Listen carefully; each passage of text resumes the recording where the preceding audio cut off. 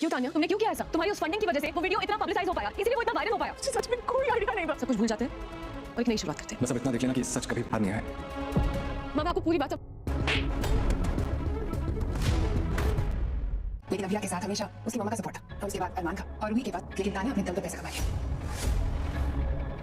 इसने कभी कोई ऑफिस में कदम नहीं रखा, लेकिन इसे बिजनेस की समझ पूरी है। अब मम्मी आप मुझे करेगा प्लीज।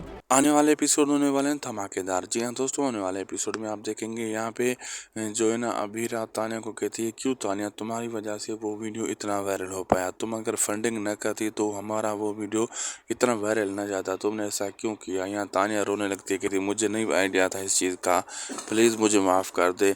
तो अभीरा कहती ठीक है, हम पुरानी बातें भूल कर ज़िंदगी में आगे बढ़ जाते हैं। तो यहाँ पे जो तानिया की सास होती है वो बहुत ही ज़्यादा कुछ बोल रही होती है, तो विद्या को आ जाता है गुस्सा, उसे एक थप्पड़ जड़ देती हैं। और बाद में दूसरी दफ़ा ये दिखाया जाता है कि वो तानिया की बहुत तारीफ़ कर रही होती हैं, कहती हैं कि तानिया को बड़ा ही बिजनेस करने का तजर्बा है, लेकिन ये चाहती नहीं है बिजनेस करना है।